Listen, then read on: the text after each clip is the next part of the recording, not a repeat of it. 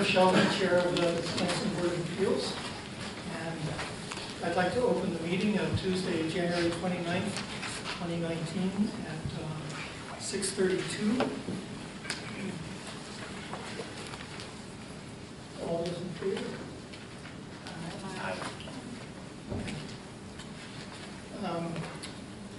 We have on our agenda, we're going to do our minutes, and then we're going to open the public hearing to hear and consider an appeal filed by Lisa Ruzica, Tim Farrell, and Citizens for Healthy Sand Creek Membership.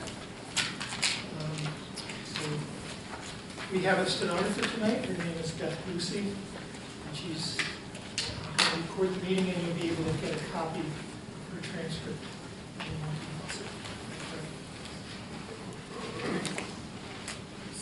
In just a second, because I have to sign very organized, and then I don't.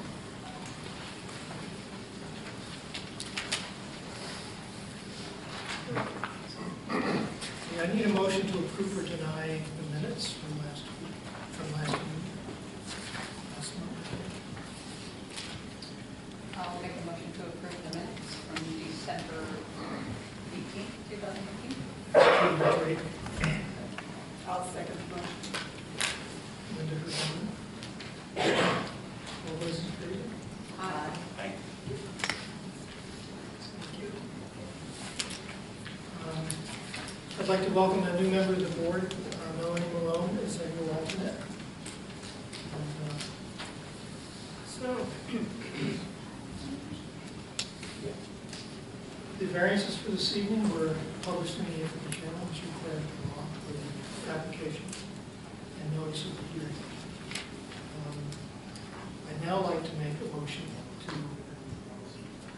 open a public hearing in the matter of consider an appeal filed by Lisa Ruzica, Tim Farrell, and Citizens for a Healthy Salmon Creek Watershed, seeking review and reversal of one or more zoning interpretations and the issuance of building permits by the town zoning and code enforcement officer. The appeal specifically seeks rescission of the building permit as issued to the Lansing Rod and Gun Club at 55 Salmon Creek, Lansing tax parcel 26-7. Before we go any further, people visiting this evening, please sign up in the back so we have your names. And if you want to speak, there's a separate sheet for people who wish to speak when there's time for public comment.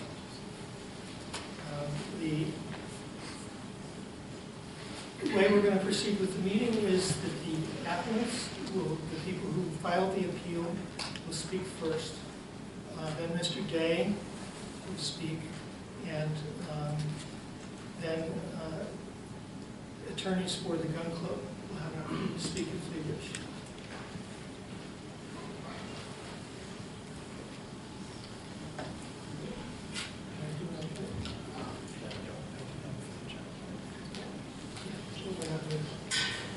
Then I will open for the general. After everyone's spoken, we'll open up for comments from the general. Okay. Ruzica et al. Would you like to?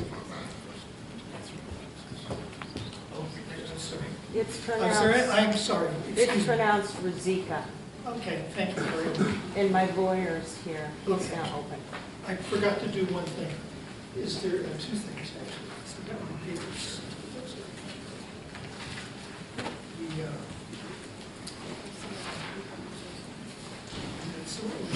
Okay. Yeah. It's really hard to hear you if you don't speak very Okay. Can you hear me now? Yeah, you gotta speak closely to the mic for everyone. All right. Thank you. Thank you. Is there anyone on the board who feels so strongly that they're unable to, about one side of this or the other, that they're unable to make an objective decision? Yes, I would seek to be recused and not able to offer an objective opinion in this matter. Melanie Malone would like to be recused. You can take a seat in the audience. Thank you, Melanie, very much. Anyone else?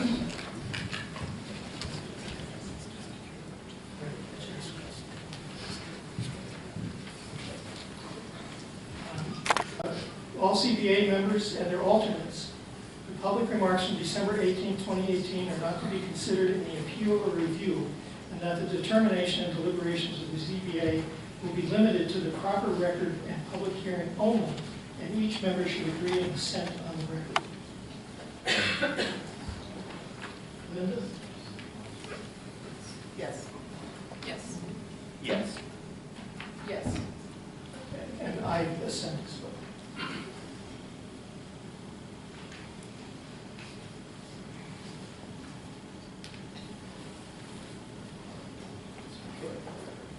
The following documents are part of the record. October 12, 2018, a zoning interpretation and determination, RE the Gun Club by CEO, that is the chief zoning officer, and related building permit.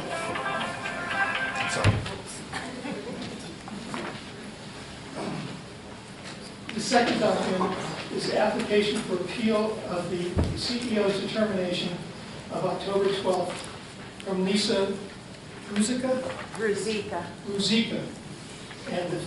and Tim Farrell, plus Citizens for Healthy Salmon Creek Watershed. The third document, dated January 14th, is a letter from Damon Barclay and its attachments, and those are attorneys for the Gun Club. January 22nd is a memorandum to the Town of Lansing ZBA from a code enforcement officer having as a response to the complaint. And number 5, to the board. Has anyone on the board made a site visit to any of the sites in question? I haven't gone onto the property, but I definitely have driven up and down the road to take But you didn't do it together? No. Or you did? Okay. It's just very hot. Okay. I myself actually went into the property. Can you hear me? I myself went into the property and looked around. Can you hear me now? How's that? Okay. I'm gonna get my chair up. Okay. So now, if you would like to speak, we have, I'm so sorry, I'm having Ruzicka, yes? Okay. Yes. Mr. Farrell, Ms. Ruzicka, their attorney, and Ms. Nicholson will speak in any order you prefer. Sure. I'll go first if you don't mind. Okay. I'll give you my name. I'll spell it for you too. That's normally You not. did. Okay, my name is Michael. And nope. Can you hear? Can you speak into the mic, sir? Yes. Okay. Normally I don't have that problem. What's your name? So my name is Michael Permenick. I work at Coughlin and Gerhardt, and I represent Lisa Ruzicka, Tim Farrell, and Citizens for a Healthy Salmon Creek Watershed. I have reviewed the appeal and believe that it stands on its own. I support it and believe that it was appropriate in every respect. I wish to speak to the zoning board tonight about 2 issues that stand out for me. The 2 issues are this. The first is that we're using the incorrect language when describing this. And the language that I continually see in the responses and different things like that is the word swapping. I don't believe that swapping is the correct legal term. What is happening is a substitution of a non-conforming use for another non-conforming use. And that's what I would like the board to consider tonight. And that substitution of a non-conforming use for another non-conforming use, generally speaking, is not permitted. Now, there are exceptions to the rule, and there are cases out there that explain that. And I have a case here from the 3rd Appellate Division, which we sit. And it describes a case in which a building from 1924 was used as a doctor's office, and then later on, the property was sold and then used as a different office, and they went to get zoning board approval, and they weren't permitted it. And the petitioners were upset about that, and then appealed, and it was decided that, the use in the building hadn't really changed. And you might be asking why I'm bringing that up. It sounds like I'm being self-defeating in this case. I don't believe it's applicable in the present matter because I believe that it's changed. Many things have changed. In that case, The building, different things around it weren't being changed. Nothing inside was being changed. Nothing on the outside was being changed. That's not the case here. In this case, there's clearly being building done because a building permit was issued. And there has been a lot of change, which is why we're here tonight. And change brings me to my second point. The main issue that I see in this case deals specifically with town law. In town law, there is a specific section I believe deals directly with this. It's 1003.0, entitled Changes. A non-conforming use may be changed to another non-conforming use only by variance granted by the Zoning Board of Appeals in accordance with criteria specified in Section 267B of town law. In this case, there can't be any argument. That is what's happening here. You're changing one use to another use, and these are two non-conforming uses. Again, I want to be clear, we need to start using the correct language. It's not swapping. It's substitution of non-conforming use for another non-conforming use. And again, the general rule is that that's not permitted. So that's all I had to say. My clients are going to speak on the impact that it has on them with regard to this, but I wanted to bring up those two main points of law because I do believe that they are the crux of the issue tonight. I have a question for you. Could you tell me what the first use is and the second use? You said one non-conforming use for another non-conforming. Yes, I believe the non-conforming uses is the use of the rifle and pistols, and then trap shooting, and then as they have mentioned and agree, again, I don't agree with that word, but they're being swapped. Is that one field trapping where it used to occur is now occurring in another place, and the pistol and rifle range is occurring in another place. So the property is still being used in the same way it was used historically. I would respectfully disagree with that because I think the argument would be that they're just, at that point, they're just shooting guns, but I would disagree. I would respectfully disagree with that, sir. I still don't understand. All of the things they're doing on the site now, they will be doing at the end of this construction. They're not doing anything at the end of construction that they weren't doing 20 years ago. Okay. Is that correct? I think I understand what your point is, but I think that goes more to my broader point about this idea of swapping, right? Is that kind of what we're disagreeing about, is that use of the word, like whether or not... The way I understand you, you're saying that the use of the property is changing.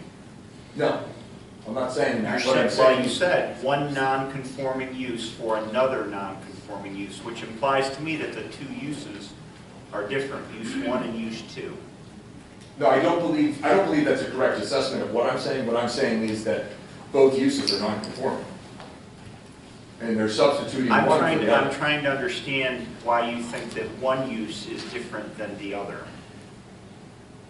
I'm not quite sure I understand what the point is, because I don't. Your whole argument is based on there's one non-conforming use and then there's a second different non-conforming use. And I'm asking you to explain the difference. Oh, I'm not making a differentiation between the two. What I'm saying is you are substituting. So if non-conforming use is occurring on A and it's occurring on B, and even if you take A and put it on B and put B on A, then you have substituted. If you were dealing with two separate properties, but in this case we're dealing with one property that contains a non-conforming use. So within that property, that same use is occurring before project and after project. Okay. I don't understand the swapping language or whatever you substituted for it. I don't believe that swapping is an appropriate term. That's my argument. The term you use then. It seems to me that you're arguing that there is a different use occurring before and after. Yes, I am. I am arguing that. Tell me what that is. In A, if we're going to say A and B, does that make sense? Is that okay to use? Yeah. Okay. So in A right now, pistol and rifles are used, and trap shooting is used on B. And then in A is being substituted for B, and B is being substituted for A. Within the same property, and when non-conforming use is considered, it's by property.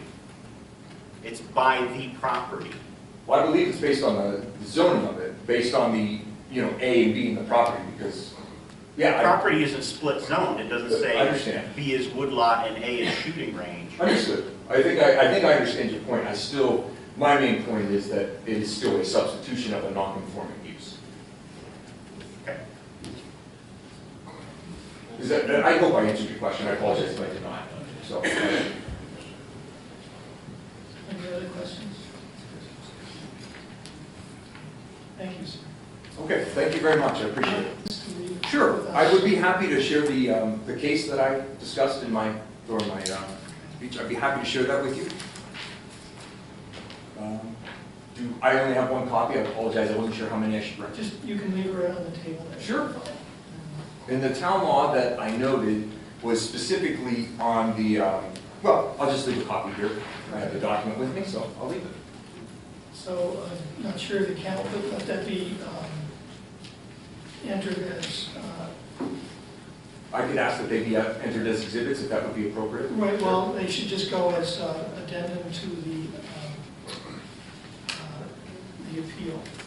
Okay, I appreciate that. Thank you very much. I also, before I got up, I wanted to object and ask the chair to make a ruling.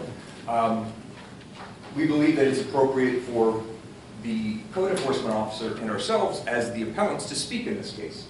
I don't believe it's appropriate to allow the Rod and Gun Club to speak, but we wanted to make that objection on the record and make a decision. Again, just ask the chair to make a The decision. lawyer. It's just an objection.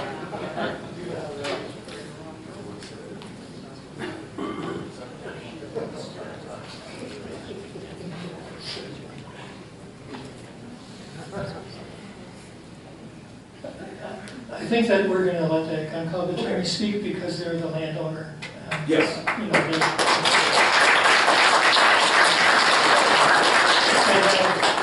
they have an interest in the outcome. Okay, thank you for considering my objection. I Thank you appreciate it. very much. Well, I just want to comment on a couple of Please things. come and sit in front of the mic, My state your name. name's Lisa Rosika, and I just want to comment on a few things I just heard. First of all, our appeal is only an appeal about that the CEO, Lynn Day, didn't follow Lansing law. It has nothing to do with the Rod and Gun Club. That's what our appeal's about. So I don't believe the Rod and Gun Club attorney should be allowed to speak at our appeal.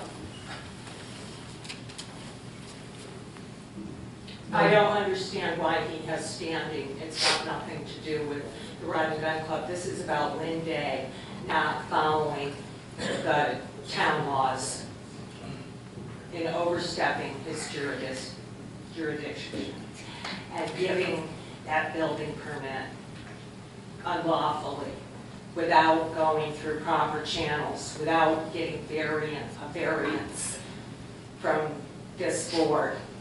That's what this is about. Their lawyers should not be able to stand up and argue about why our appeal is not good.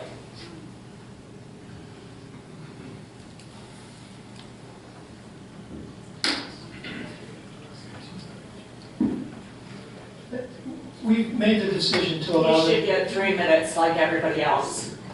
He has no standing in this appeal, but okay, thank you. clearly it's been biased all along the way, so.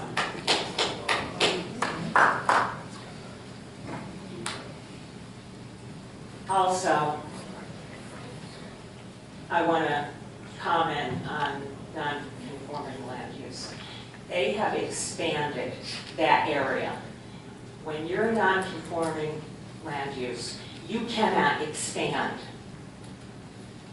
And just because you own a lot across the creek doesn't mean you can pick up what you've got over here and move it over here. Because you're no longer non-conforming. You've moved that. You've moved that. You've changed it. Where they're going to be firing into is completely different terrain than where they are now. mean, the laws in Article X are pretty transparent to me. I mean, I don't understand why they've been twisted, swapped, changed, whatever. Well, we're here to try to determine that, so. Right, okay, so I'm just saying that these are some of my opinions from what I've heard so far from the discussion. And it's very disturbing to have another lawyer speak that is not part of what we're arguing in this appeal. I mean, if you were to decide in our favor, then they can put in an appeal and he can argue their case. He's trying to defend himself.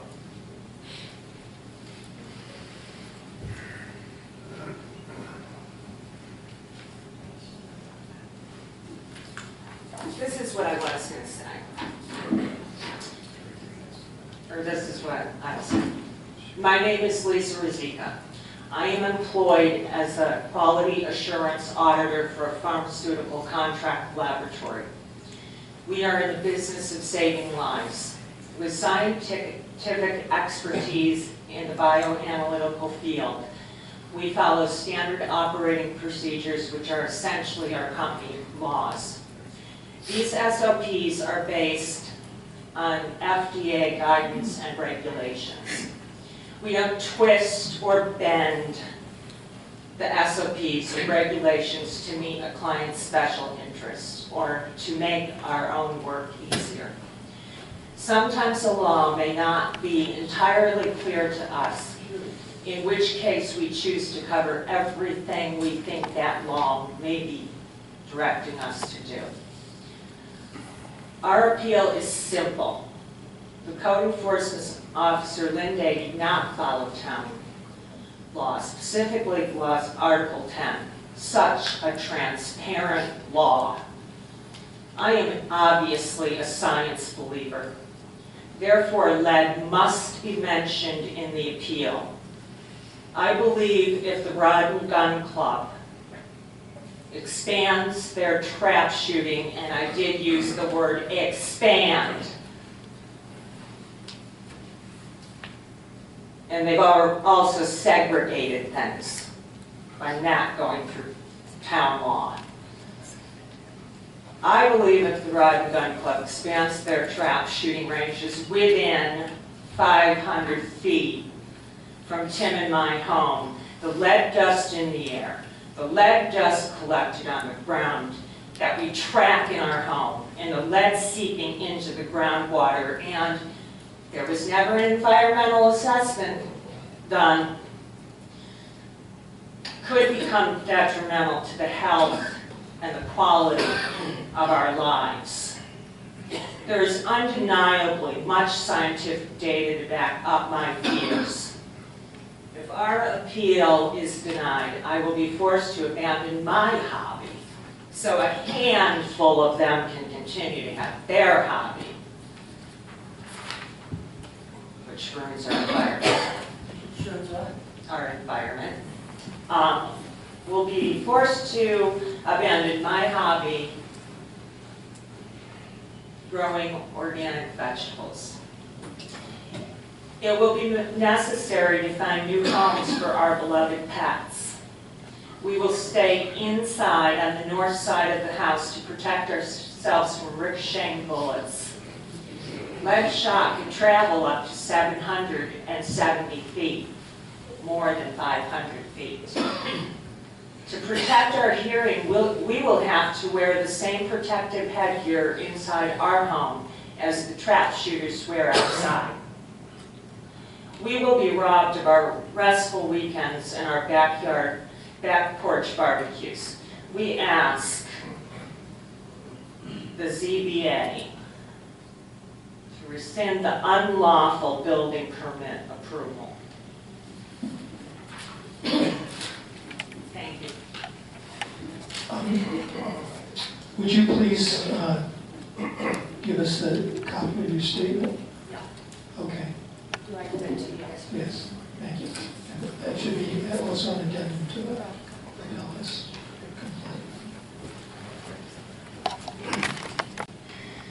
My name is Tim Farrell.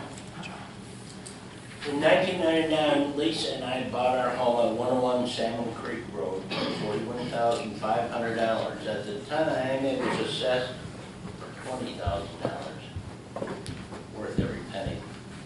The assessed value immediately went up to the purchase price, and now that's fair enough.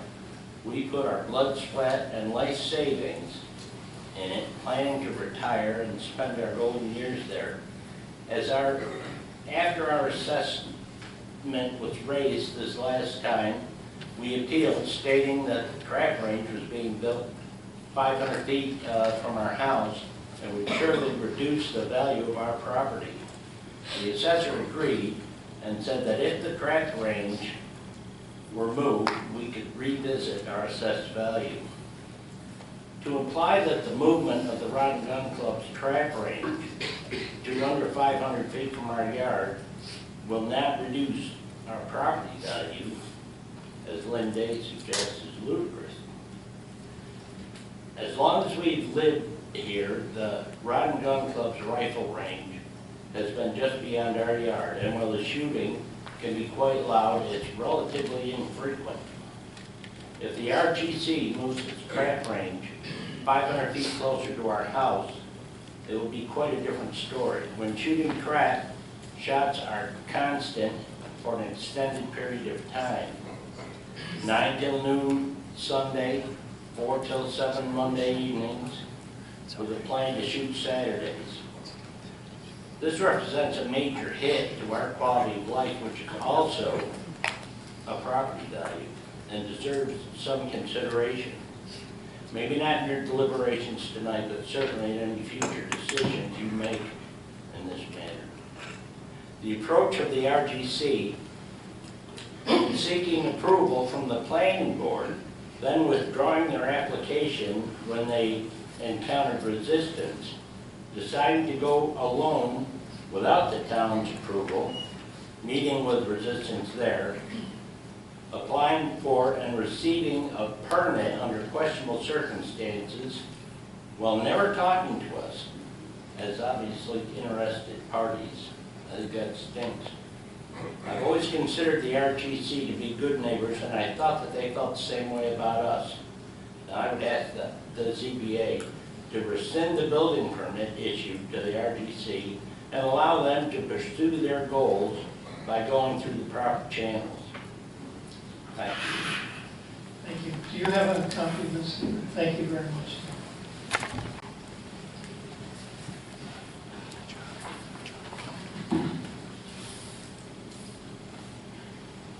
My name is Gay Nicholson, and I've lived in the hamlet of Ludlaville on Salmon Creek for 40 years. I'm a citizen volunteer that has served as the coordinator of the Ludlaville Community Association for 8 years, as the Lansing rep on the County Environmental Management Council for many years, and I've co-founded Creek Kids, Lansing Trailways, and Friends of Salt Point. I'm here tonight as a representative of the Citizens for a Healthy Salmon Creek Watershed. We're not a formally incorporated group. We're just the dozens of citizens and neighbors who share a deep concern over the impacts of the lead ammunition used by the Lansing Gun Club.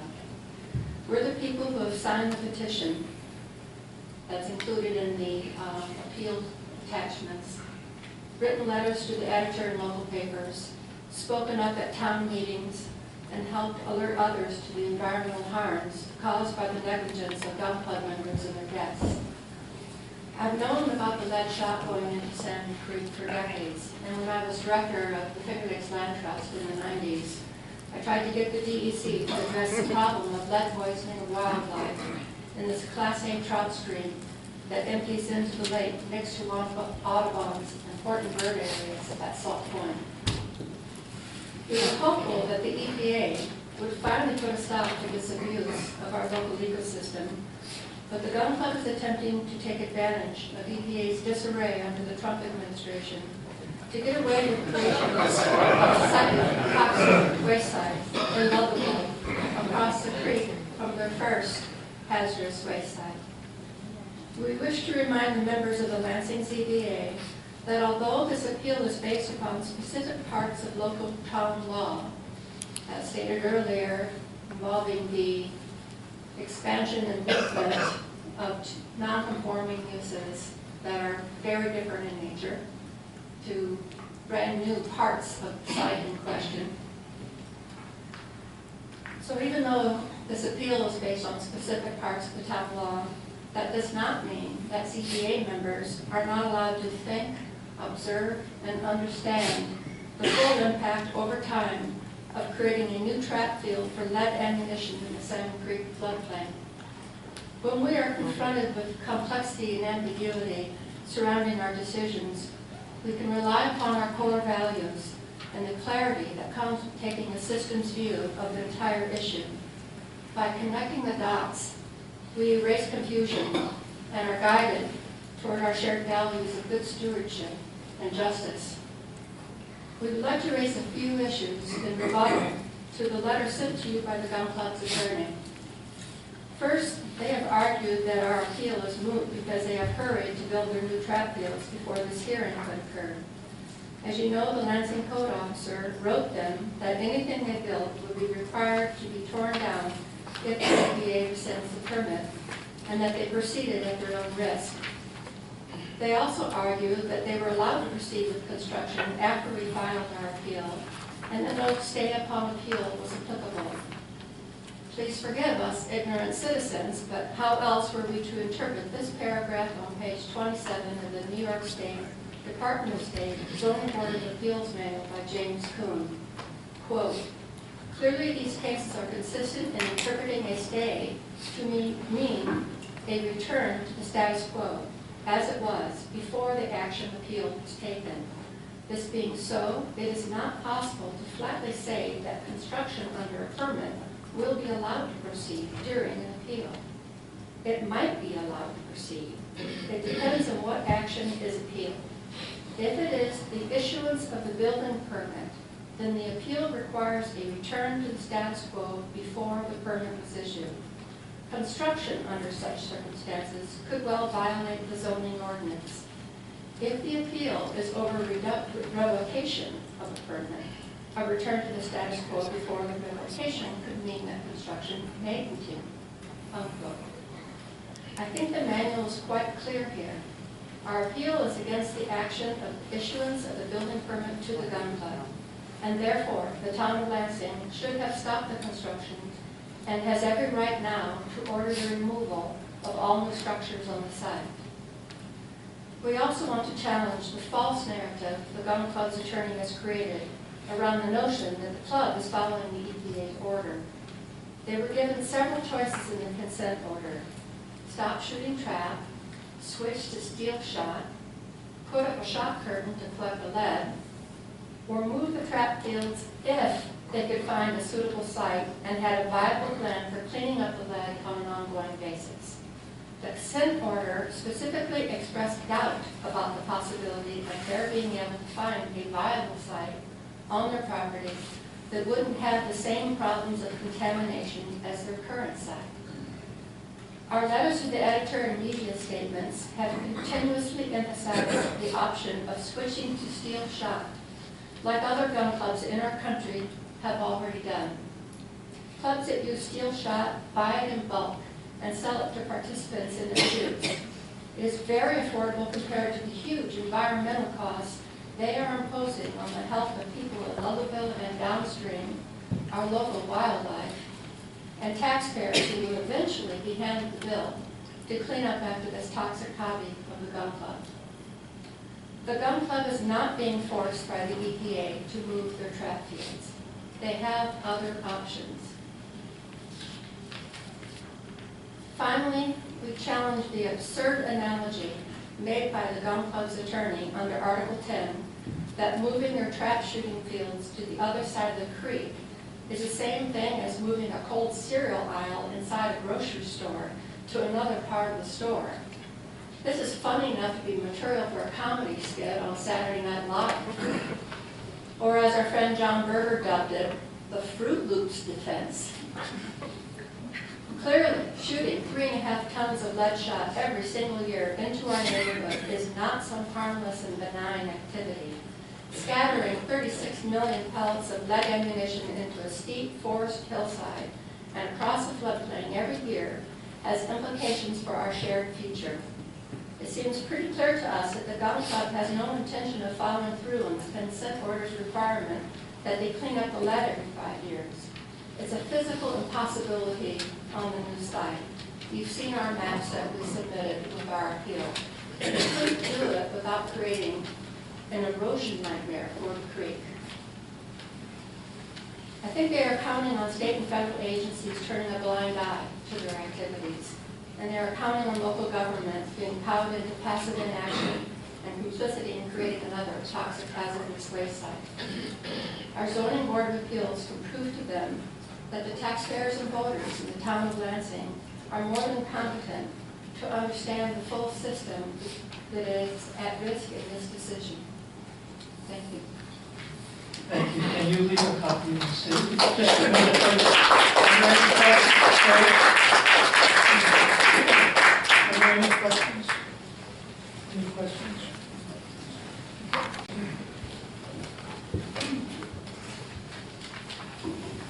Okay, you're done. Yes, sir. Okay.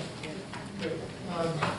Mr. Day is now going to present his memorandum to the Lansing Board of Appeals. It's the Town of Lansing ZBA memorandum dated January 22nd, 2019.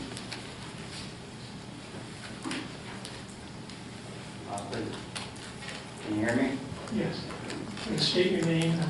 For those of you that don't know me, I'm Lynn Day. I've been a building inspector and code enforcement officer for the town of Lansing for about 18 years. Tonight's zoning interpretation appeal should be based on 2 issues. Number 1, zoning interpretation as a pre-existing non-conforming use. Number 2, issuance of a building permit for the Lansing Rod and Gun Club. We all know Lansing Rod and Gun and the EPA signed a consent order back in 2016. Any environmental lead issue should be addressed directly with the EPA, who is handling any lead and environmental issues with the consent order.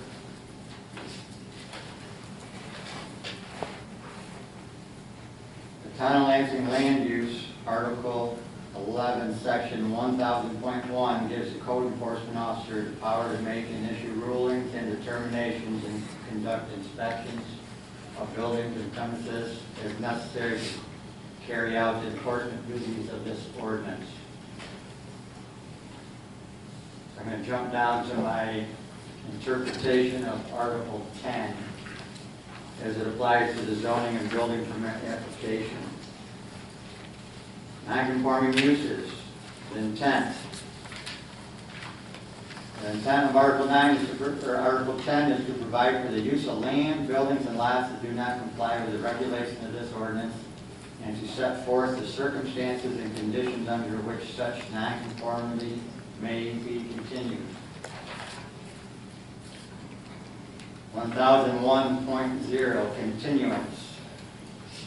Except as otherwise provided in Article 10, the lawful non-conforming use of any land, building, or lot existing at the date of adoption or amendment of this ordinance may be continued, even though such use, building, or lot does not conform to the regulations specified for the zoning district in which such land, building, or lot is located, unless such forth to the contrary elsewhere in this ordinance. The rod and gun was in place in the late 1950s to early 1960s before there were any town zoning regulations. Therefore, this is a lawful pre-existing non-conforming use. Historically, the uses are not new. The shooting locations have been used for some type of shooting, whether it's pistol, rifle, or shotguns, or they're shooting at targets, clay pigeons, pie plates, running deer, or archery before town zoning regulations came into effect. 1001.1. The non-conforming use of land may be expanded or extended so as to occupy a greater area of land unless a variance has been granted. The swapping of the track, rifle, and pistol ranges will actually take up less total area as based on engineering drawings such that the site is shrinking, not enlarging. The club is not combining the old shooting fields with the new shooting fields. The existing are 10.86. If you look at the map here on the left, that's what I based my decision on. I actually highlighted the existing, and you can see how much larger that is. It goes over the wetland and the creek and up into the hillside on the other side, both ranges. And you'll see that these are actually farther apart than the new ranges. And you can see the difference in size. And the reason for that is that they're shooting into the bottom or the side of the hill, and you're not getting all this extra shot fall.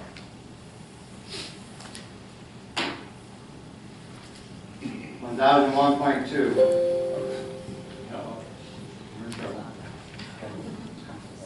The footprint of a non-conforming building may be enlarged, extended, or increased if the lot area, width, and yard requirements set forth in Schedule 2 can be met. Increase of the lot. Increased if the lot area, width, and yard requirements set forth in Schedule 2 can be met and an area variance has been granted. Plan shows compliance with the town of Lansing rural agricultural zoning setbacks 15 feet on the sides and rear, 60 foot from the center of the road, and the buildings are not increasing in size. Permission to alter or enlarge. Notwithstanding the provisions of section 1001 to the contrary, the zoning board of appeals may, upon written request for a variance, permit the expansion, extension, enlargement, replacement, movement of, or in addition to non-conforming use or building in accordance with the criteria specified in Town Law 267B. So the club is not proposing to expand, enlarge, or replace the shooting range. Their proposal is to use a smaller footprint than what they are currently using now. See reply 1001, and we just went over that. But the opinion of the zoning officer is that the swapping ranges, locations, and thus using the same lands and even a smaller footprint upon such land does not trigger this standard of review.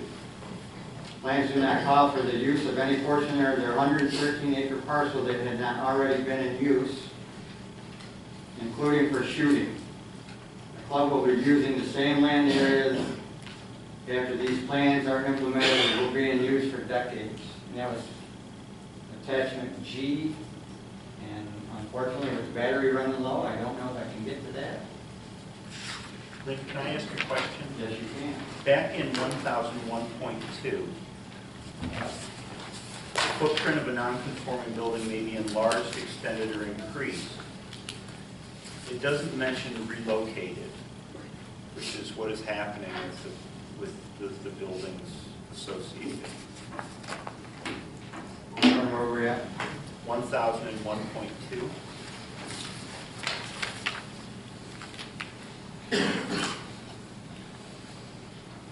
The footprint of the non-conforming being enlarged or increased?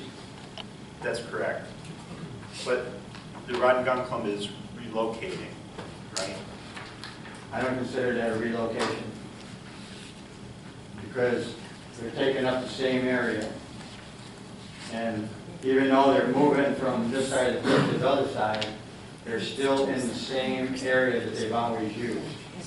I can see that viewpoint, but it specifically mentions the footprint of a non-conforming building. You know, it doesn't say the non-conforming site, it says the non-conforming building. So it's just a little vague to me, I don't. Well, the building, I don't know, are you talking about the building footprint?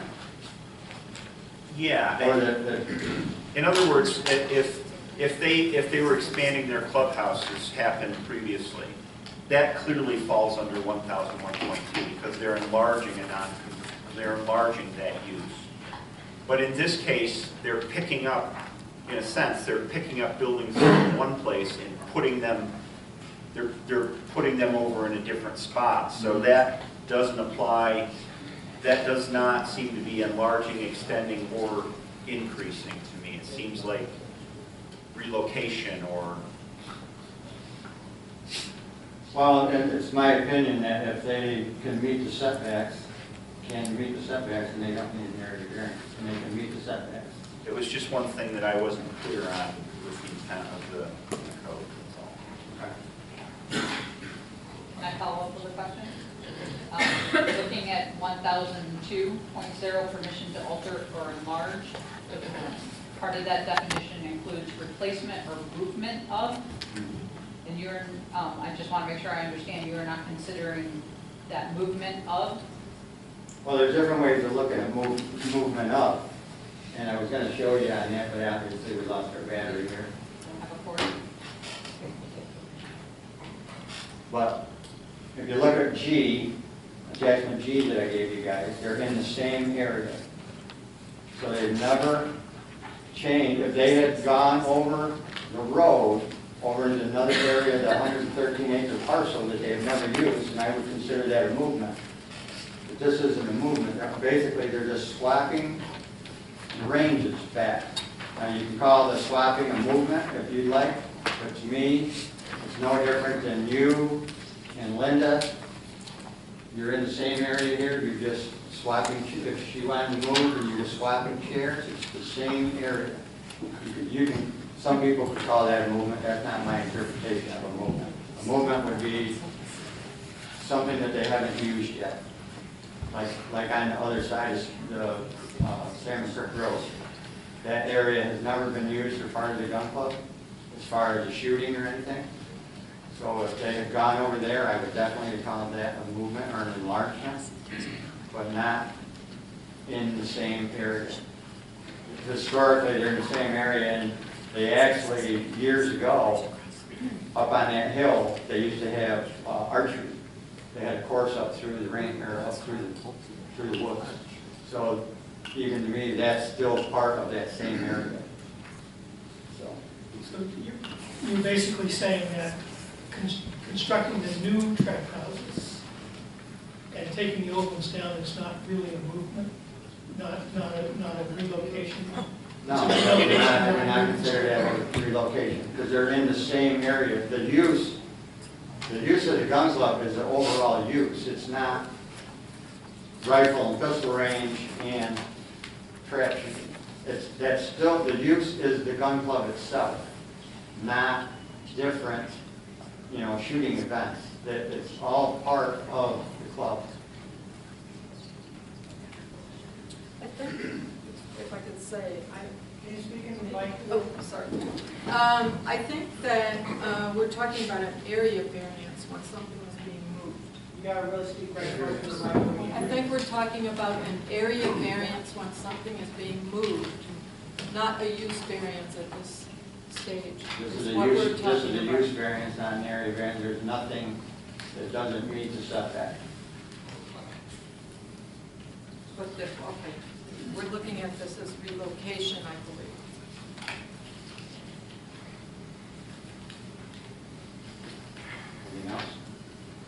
Anything else? I'm sorry, can you repeat that? You're saying it is a use variance or an area variance? This is a use variance. Use. If this is an appeal, Right, but it would have been if it came to the ZBA. I a believe use so. variance.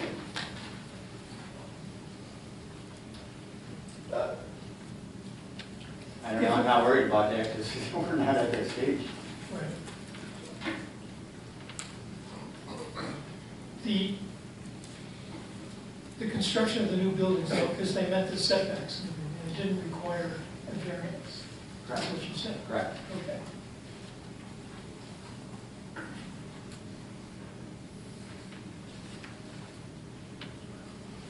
Okay, so 1004 restoration or repair. Non-conforming building or part thereof that is damaged or destroyed may be restored to a safe and sanitary condition. Any damaged non-conforming land or building that is determined to be unsafe or a hazard to public health or safety shall be subject to all other regulations of the town related to unsafe buildings. This is not applicable. This has not been determined. This is an EPA rod and gun issue with a consent order. Abandonment or discontinuance. Except for agricultural uses which are exempt from provisions of this section, abandonment or discontinuance of a non-conforming use for a period of 12 months or more shall terminate such non-conforming use of the structures or premises. This is not applicable. The use has not been abandoned or discontinued. The use is the rod and gun club and their activities, not individual shooting fields or events. And that's section 1007.0, the abandonment, is what you're calling it? 1007.0. Okay. Based on the building permit application review and the land use ordinance, specifically Article 10, non-conforming uses, it was my opinion that this is a pre-existing non-conforming use with no requirement for site plan, special permit, or ZBA review. This decision is based on my interpretation of land use ordinance. So back in 2013, I had to use the same interpretation determination when the club applied for a building permit to enlarge the clubhouse 420 square feet.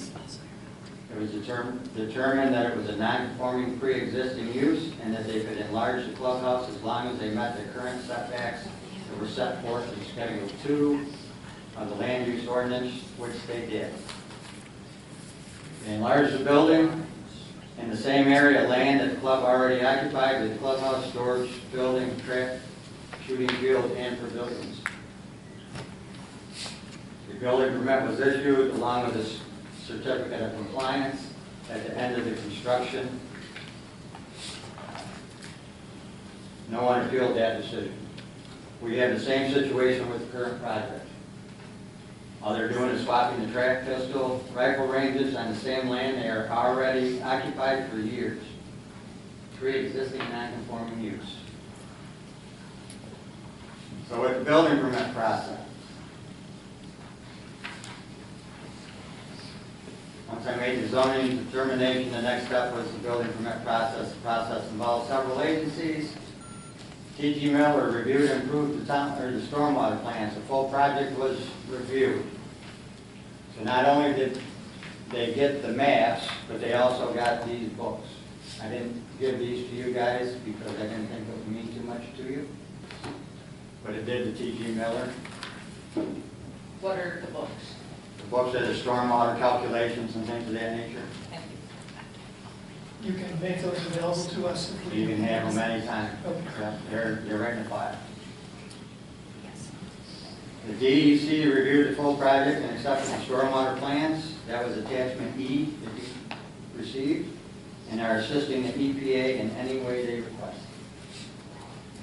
Commonwealth Electrical Inspector will inspect any new electrical work, which is the underground electric to the warming up inspector.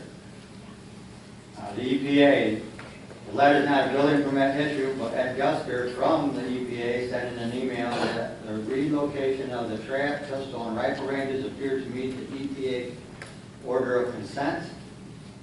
And the EPA reviewed the club's environmental stewardship plan and found it met with the EPA's best management practices for lead and an outdoor shooting range.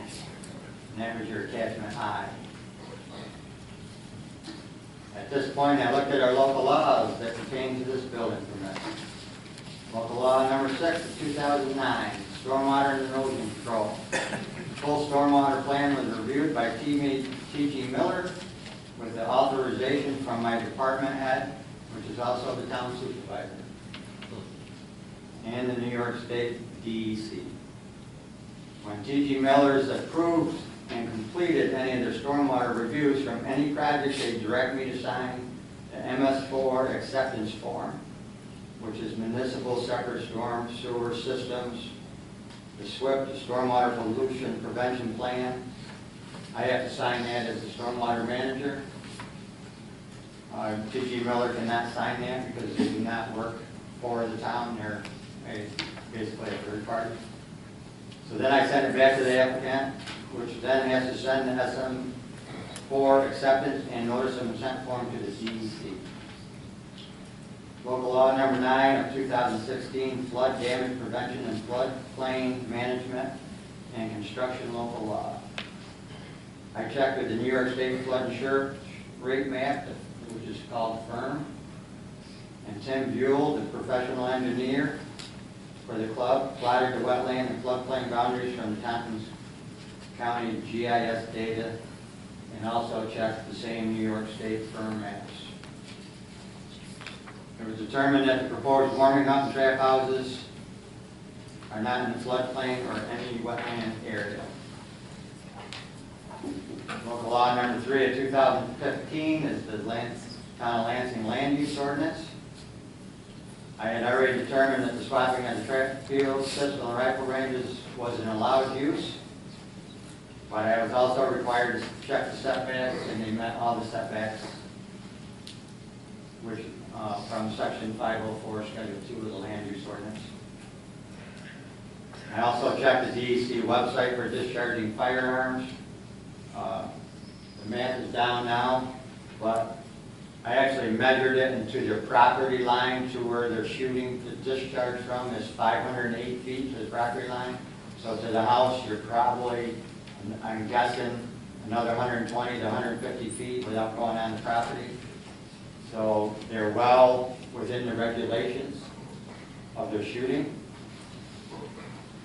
And because of hearing how the neighbors' property values are going to go down, I did contact the assessment office.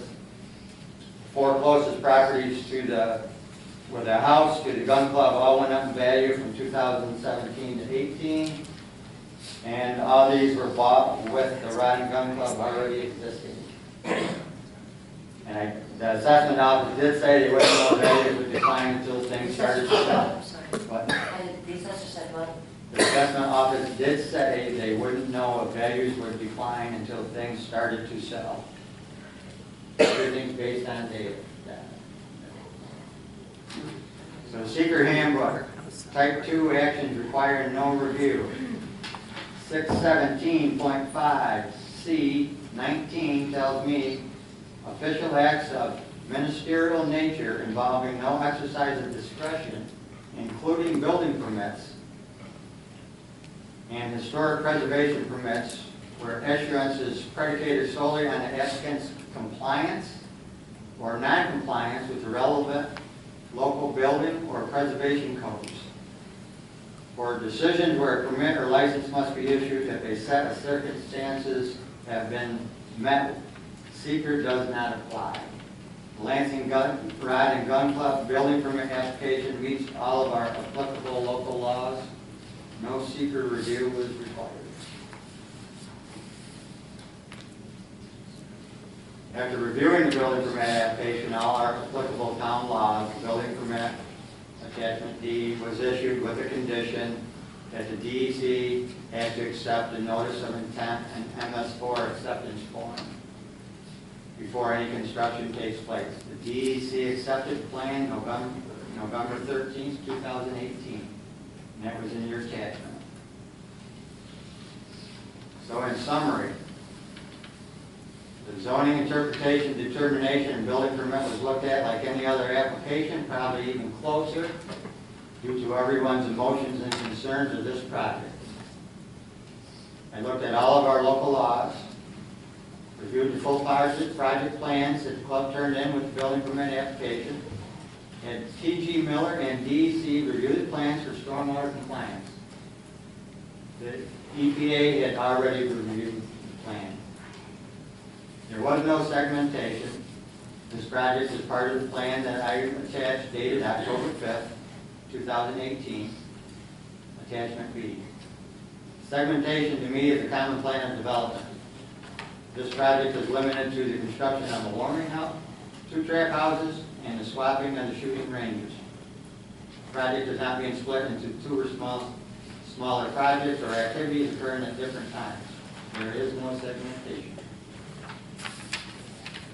I cannot speak for town attorney, Guy, but if asked, he would probably state that this letter, his letter to Melvin Hayden to the EPA dated September 10th, 2018, was based on the club's original proposed plan that they presented to the planning board at the beginning of last year, not on the building permit application submitted to the code office September 28, 2018, and revised October 5th, 2018. Is that letter part of your packet? Yes, Okay. it's actually, it was part of theirs, and I believe I said, put it in also. And I will tell you that if you ask Guy, he will tell you that he never saw the full set of plans until they put their appeal in and we sent him the documents. But I never showed it to him. I think we should have the, can't hear you in the back. Sorry. I think that the record should show that that's Guy Crow, town attorney. In 18 years of working as a New York State certified building inspector and code officer and issuing interpretations and working on over 3,000 building permits, I've never had to give presentations on building permits or had my interpretation or building permits appealed. Applicants are trying to make this into a electric issue, which it is not. The environmental issue concerns should be addressed directly with the EPA in the consent order. Whether I agree with their concerns or not, the reality is that the ZBA should be looking at this appeal only for a zoning interpretation and building permit application, not a lead issue. Article 10 of the Town of Lansing Land Use Ordinance is in place to protect existing non-conforming uses of land, buildings, and lots that do not comply with the regulations of this ordinance, and set forth the circumstances and conditions under which such nonconformity may be continued. As an EPA representative said in an email, they reviewed the club's environmental stewardship plan and found that it meets the EPA guidance on best management practices for lead and outdoor shooting ranges. The question is that I apply the proper zoning ordinance as it is written, and it is my opinion that I followed it to the letter of the law. Lynn, can I ask just one question? Going back to local law number 6 on the stormwater and erosion control, could you just give us a, You really have to have Oops, like sorry. an inch for the amount where it doesn't work. okay, could you give us an idea or a synopsis of what the ruling was on that stormwater and erosion control? Like what we can expect to be happening down there in regards to this? Well, T.G. Miller reviewed it. Okay. They send it in, they have me sign the MS4 acceptance because I work for the town and I'm the SMO. And the EPA or the DEC has to accept it. The DEC accepted it with the, I believe it was notice of acknowledgement. So they know that the plan was put in and they're okay with that plan. And what's going to happen is they had to put silt fence up and stuff for sediment and erosion control during construction. And until everything gets put back in place, seeded, mulched, there is going to be a permanent practice on site. I believe there will be a couple of little ponds on each side that they'll have to maintain for the duration of anything being over there. And what will happen is before I sign off on it, I will get T.G. Miller out there, one of the engineers, and we will walk the site and make sure that they're okay and seeing the same thing I am before they have me sign off on it, and we send in a notice of intent, I believe it is. And then we'll get something back from the DEC that says that they accept it also. So basically, you're going to see a couple little mud puddle holes is what it's going to amount to. It's not much at all. And that is for what, collection of water or what? The what are water, we the talking runoff. about? And what about the hillside in terms of the trees and the things that? Anything that's, the whole plan was in here, in these documents, if you'd like to read them. T.G. Miller signed off on it along with everybody else.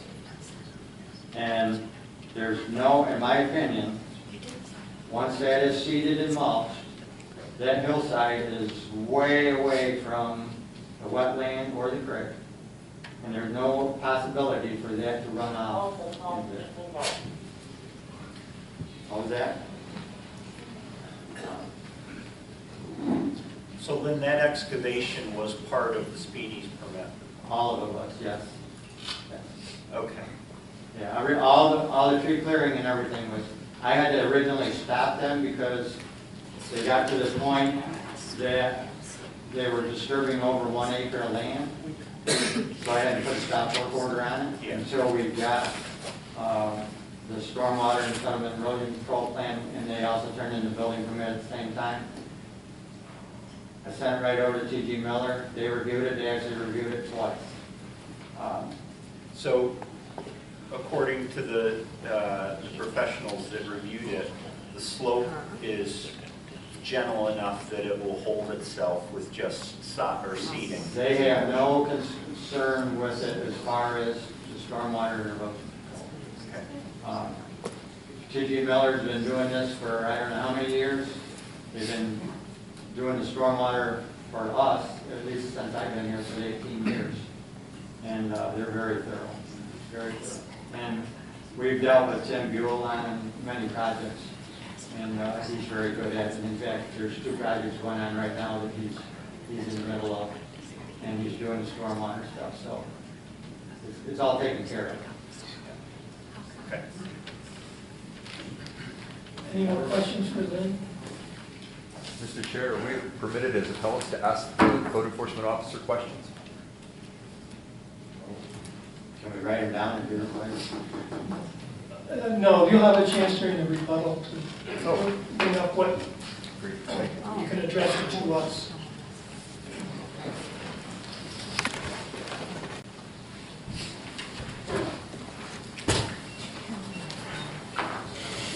Is the attorney for the gun club here? I am, sir. Would you come forward and state your name?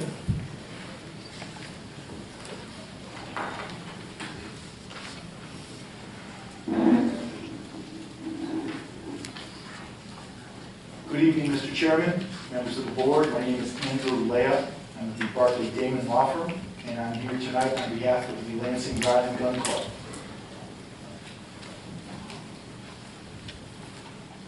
I presume that the board members are very familiar with the materials that have been submitted by all sides up to now. And I won't belabor you with a repetition of our arguments. They are in our papers and we rely on them. I will, however, make a few notes based upon what I've heard tonight, if it's to your liking. First of all, I thought Mr. Day's defense, both in his papers and tonight, was very thorough and it was very detailed and very credible. And I think he's focused the issue where it needs to be, not upon the hazards of lead contamination in the environment, but upon his duty as a zoning officer and a codes officer to take in an application, review the application per the town law, and then render an opinion. And in some cases render an interpretation based upon his own common sense, his own experience, and his familiarity with the law as it's written. So I would commend him for that, and we certainly will support his stance on these various issues, in addition to that which we've expressed in our papers. At the outset, I'd like to thank the ZBA for allowing me to speak tonight via your ruling. I believe that the citizens for a healthy Salmon Creek watershed is not a proper party to this appeal, as we've stated in our papers, simply because they are unknowns. They have no names or addresses attached to them, other than Ms. Nicholson claiming to represent them. We don't know who they are or what their connection is to this. So I would object to any admittance of their information as a party status. If they want to be considered a member of the public speaking on this, that's fine with us. We have no desire to quell their right to speak.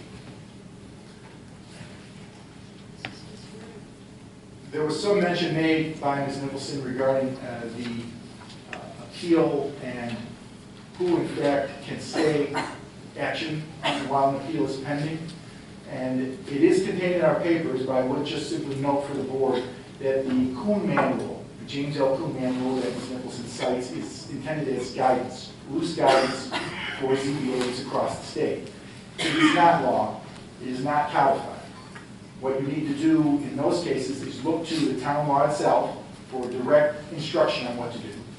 And if interpretation is necessary, sometimes we look to case law and what courts have said the law in fact means. And you'll see in our papers there is a case cited that we have that states quite clearly that when there's language that says all action shall be stayed while an appeal is pending, it's an appeal by the first party, that is the person to whom the permit has been either issued or denied. It's that person who must stay all action. But when third parties appeal, in the case here, where the appellants have actually entered the appeal based upon the code officer's determination that we were entitled to a building permit, when there's a third party appeal, there is no stay. If that were the case, then you could have a line of persons all filing appeals, one after the other, and basically gumming up the entire process so that an action could never be accomplished. It would be tied up indefinitely. That was not the intent of the language of the statute. It was intended where if a person got a denial, they couldn't do any work on their own property until the appeal was heard. Likewise, if they got an approval and they wanted to appeal some portion of that approval because they didn't agree with it, they were prohibited from doing any action until, again, it's keeping the status quo until that appeal is heard. It's for first party persons who appeal, not third parties like the appellant's neighbors here tonight. May I ask a question? Certainly, sir. So if a third party wanted to stop something like this, how would they do that? They would have to go to court and seek injunctive relief from a court of law, ordering the stoppage of that action. And in doing so, they would have to state their case, they would have to convince a court that they were entitled to such an injunction. And in some cases, they have to post a bond that actually protects the actual permittee in case the appeal is found to be without merit and the permittee suffers some type of financial damage, delay damages, that the bond could cover. But none of that was entertained in this case. Thank you. You're welcome. With respect to the issue of floodplain location, I think the codes officer was accurate in that the FIRM maps, meaning flood insurance rate maps, FIRM, those are the official maps that determine where floodplains and where wetlands are located. And those are the maps that get referred by engineers when you're making these types of observations and investigations. The FIRM maps are the official ones, not what's on the Tompkins County GIS site, as the appellants have cited. But the FIRM maps are the ones that apply. And according to those maps, which were verified again by the town's own engineers, that the club's engineer, in fact, did properly place the club's operations, and those operations lie outside the floodplain or wetlands in all respects.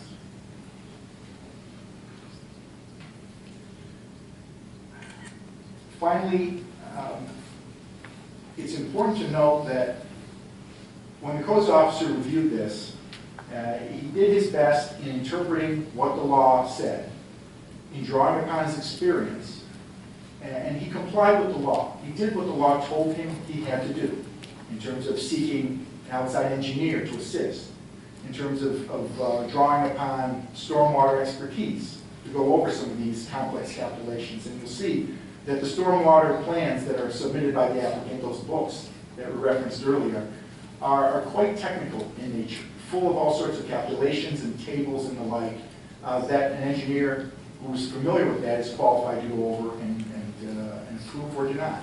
In this case, they were approved at every level, at the level of the town engineer and the DEC. And if they weren't approved, we would have been required to come back and modify the plan or modify these things until they were. So Mr. Day followed the law as is written in the town code. But he also, just as importantly, followed the law of common sense. And sometimes that gets overlooked. Sometimes people don't use common sense like they should. Sometimes people try to argue, well, a rifle and pistol use on a sportsman's club property is a different use than a trap shooting use. Because the guns are different, because the shot being used versus bullets are different. That doesn't pass the common sense test, because it isn't sensible. The use itself, in this case, is the use that's been practiced at that property since the 1950s, far before the zoning code was established. And that use was as a sportsman's club with shooting. Now, the code eventually, when it was adopted, made specific note of a use of a sportsman's club with shooting. It's in the code right now. And it's a specially permitted use if it was established brand new today. But for clubs such as Lansing Rod and Gun, clubs that have been around before the zoning code was established, they're entitled to their non-conforming use protection. But the use itself, which is important here, the use is as a shooting, sportsman's club with shooting, which means shooting, fishing, archery, those types of related things. So as was pointed out, Mr. Larson, by yourself earlier, the boundaries of the club wherein this use is contained have not changed. The club isn't proposing any new or different uses today than it did a year ago, 5 years ago, 10 years ago, 20 years ago. The use itself has been consistent and remained consistent throughout. The only thing we're talking about is the swapping, and I do use that word specifically, swapping, because it connotes you're trading one relative equivalence for another. And that's what it is. A rifle range, pistol range, trap range, they all serve the same essential purpose. It's just different types of firearms being used. So when you're swapping ranges across the creek within the same parcel for the same purposes, it's not a changing of the use. It's certainly not an enlargement of the use. In fact, the use of the trap ranges is declining about 34% in area from what they were before. Again, because of the topography changes. But it's not a shrinking or not an expanding the use, it's not a changing of the use. And as far as the relocation goes, as is contained in our papers, relocation is only applicable to a handful of facts and circumstances. For example, if you're moving a protected use to a part of the property that never hosted that use before, as Mr. Day said, moving across the street to a piece of property that never hosted any type of sportsman's use before, that could fairly be called a movement of a non-conforming use. If you're moving that use to a newly acquired property next door, again, that could fairly be interpreted, I would say, as movement of a use. That's not the case here. If you're moving a non-conforming building to another location on the property that makes it non-conforming, meaning it doesn't meet setbacks, well, then you've got to go get an area variance. Again, not the case here. Everything that's being done here is completely conforming in terms of setbacks with the property. And my analogy, two analogies I make to this, is one, a grocery store that's non-conforming, swapping its products on its shelves within the building itself. Moving the cereal aisle from aisle 2A to aisle 12A, for example. It's not subject to any type of a regulation by the municipality. Likewise, if you have a horse ranch, and the rancher is going to move his horse corrals around, relocate them on the property, well, the use hasn't changed. The use hasn't moved. It's just moving a corral, swapping a corral A with corral B, but the use is just the same. As long as the setbacks are maintained, under your law, I believe it's 200 feet for a horse ranch. There is no need for an elevation of this beyond a simple building permit on the codes house. I have a question regarding one of the things you touched on, and I think it's down the lines of what we were asking Lynn about. And I'm going to cite the code here, but I'm sure you don't have it in front of you. Lansing's 1001.2. We were questioning whether that applied to moving or demolishing and building new trap houses and a warming hut. when the language in 1001.2 only includes enlarged, extended, or increased, and it applies, it says specifically building in that section. Right. Are you reading it? Yes. Now, if you go to 1002, which in Lynn's letter was just down the page, it specifically includes language in that section regarding the expansion, extension, enlargement, replacement, or movement of a structure, a building. So, reading it as a layperson, I see that one passage does not include movement or replacement, and it seems to indicate that the ZBA needs to be brought the issue for consideration if it's movement or replacement of those buildings. I understand that there's a difference in disparity between the language of those two. It seems to indicate to me that if you're just expanding a building, 1001.2 applies. You go and get a building permit, there's no reason to go to the ZBA. But if you're building in an entirely, in a new location, on the same site, you need to go to the ZBA for approval. That's the two sections taken together. That seems to be the logic to me behind them.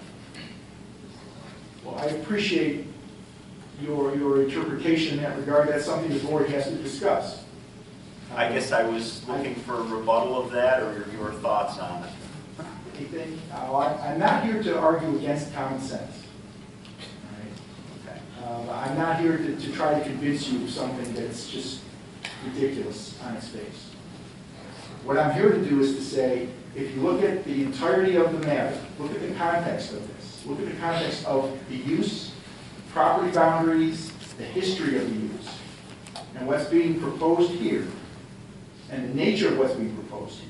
Again, when we say buildings, we're saying 2 trap houses, which are 10 foot by 10 foot, along with a warming hut, which is about 20 by 30 feet long, something. So we're looking at 3 buildings, of which we sought and received building permits for. And a building permit, remember, does one of 2 things. It ensures that the construction of the building meets code. And that code is established not only by the town, but by the interstate building code. So it's intended that it meets code, and that otherwise it fits in the overall gamut of approvals that were given for that particular use over time.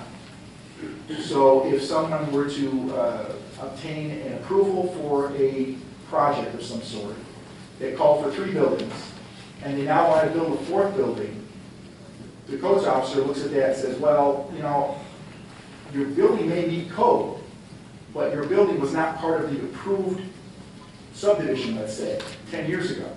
Therefore, you've got to go back and amend the subdivision to get approval for that building. So he's looking at it not just from a technical compliance standpoint with the building requirements, but in the overall plan, how it fits in, and is it allowed. Now, when you have a non-conforming use, that calculus is changed a little bit. Yes, he's still looking for the compliance with the New York State building code requirements for safety purposes, chiefly. But he's looking at it in the context of, all right, what was this non-conforming use? What was the nature of it? What evolved over time before the zoning code ever came into play, because that meets the definition of non-conforming use. It preceded the zoning code. And he looks at that and says, is there anything in the code or anything in the law that prohibits this from going in? Is there a subdivision plan that was accepted that this doesn't comply with? Is there some other type of a variance that was granted that this doesn't comply with? And if the answer is no, there's nothing out there that restricts it, then he can go ahead and permit that if he believes it meets the code. So his analysis is twofold in that regard. And I think in this case, one, he looked at this and said, the buildings themselves, the trap house and the warming hut, do they meet code? Well, we went through the engineering rigor on that to make sure that from a safety standpoint, they were the right thing under the building codes for the town and the state. And two, he looked at the overall plan and said, this is a sporting club that preceded the zoning ordinance, so it's a non-conforming use, that means it's protected. And is this some type of a change that is not allowed, or needs to be further regulated? Does it go up to a higher level that requires some type of a variance in this case? Well, it doesn't require an area variance, obviously, because the setbacks are all met. So there's no area variance to be considered here. Now, is it a use variance? Well, the use, again, the use is as a sportsman's club with shooting. That's not my terminology, that's the terminology that the code itself has adopted for these types of uses. So he looks at it and says, is there any reason why they can't flip their track fields from one side of the street to the other? He didn't see any reason they couldn't. I don't see any reason they couldn't. We hope the board adopts that same posture here. But if it were something that triggered some higher level of review, what is that level of review? Is the board now going to dictate where the trap fields can go and where the trap houses may be built? Is the board prepared to start dictating where the warming hut should go? In the context similar to what a planning board would do for site plan. Because that's not the ZBA's typical role. Right. And this ZBA is not a planning board. You don't typically weigh in on those types of placement issues. And again, that's what we're talking about. Simple placement of the equipment needed to make the use happen. In order to have trap shooting, generally you need someplace to launch the trap, to launch the skeet from. And that's a trap house. Warming hut gets cold out there, especially in the fall. So that's what we're asking, and that's why I believe that the codes officer acted within his capacity, and certainly according to the law of the town, and according to the law of common sense, and made the determination he made, and we would respectfully ask that the board hold it. Thank you for your comments. If you have anything to add to your addendum, please leave it on. Not at this time, sir. Thank you very much. Okay. Thank you. Thank you.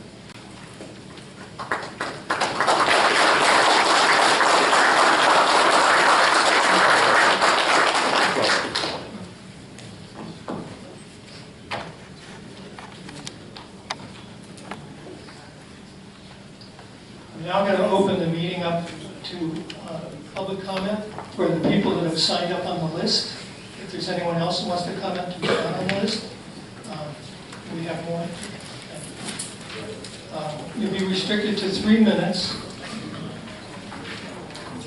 We have some ground rules that we'd like to limit public comments from people who are not on the list.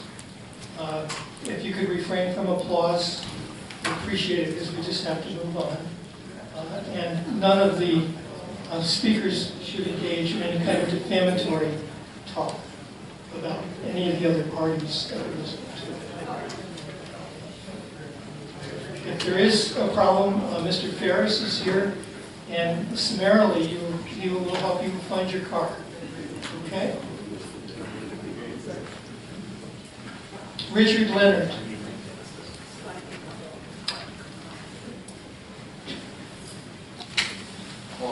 Hello, please state your name and My name is Richard Leonard. And your address? 642 Wood Road, Freeville. I've come in here to promote the club. I have trained a lot of trap shooters to the Olympics and the Empire that started. Speak into the mic a little bit more. That started at this club. There's a history. You know what? Everybody knows it. I kind of feel their pain, but they knew it was there when they moved in. You know, it's an understanding. Don't see why we have to go through the more public, where people get hurt for something that's as simple as going, like Mr. Day said, by your office. It's a limit. Thank you. Thank you. Karen Middlestein?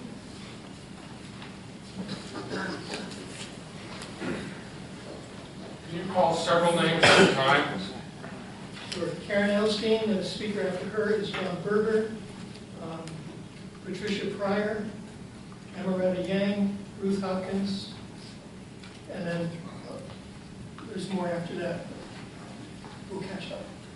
Okay, I'm Karen Edelstein, 397 Sandy Creek Road, Lansing. I have a few things that... Can you move a little closer to the mic? Did you get my name? Okay, Edelstein, Edelstein, 397 Sandy Creek Road, Lansing. So I do appreciate very much the details that Mr. Day has gone into, as well as the comments from the attorneys. However, there are a few things that I do want to mention topic-wise. Those are issues of consequences and responsibilities, and also something that's very near and dear to me professionally and personally is good data. So consequences, I think that it's been touched on a little bit. Consequences of moving the trap range does mean that there is going to be a greater area which is going to be receiving those lead pellets. It will no longer be concentrated on the current side of the creek, thereby making, if there is an eventual cleanup of that site when a landowner who cares to steward their land and remove the toxins from the site is available to do that, that's going to double the work of cleaning up the site. That's something that I hope that this board will consider. Consequences. Responsibilities are also something that concern me. What about the value that we read about on the Gun Club's webpage of stewardship? How does adding lead to that site with no apparent plans that we've read, at least, of cleaning up the site, how is that good stewardship? I don't understand that. And as far as data which is related to that, that's the currency that I deal in. It's those data sets about the wetlands, it's the data sets about the soils for that site. The wetland data that Mr. Buell provided on those maps is simply wrong. The data come not from Tompkins County GIS, they come from the National Wetlands Inventory, which is a part of the U.S. Fish and Wildlife Service. The wetland boundaries on Mr. Buell's maps have been jiggered with. They're not correct. Secondly, the USDA recommendations about that hillside, which would be denuded of trees if lead is ever reclaimed, are 65% slope. Highly erosible soil should never, ever be logged. That's what I have to say, and I hope that this board will consider real data. Are you able to provide us with the proper data that you're citing? I already have in the maps that we submitted in the appeal, but I'd be happy to provide you with those again. No, if we have them in the appeal, that's fine. And which, do you know which addendum that is? I do not. Thank you. John Berger?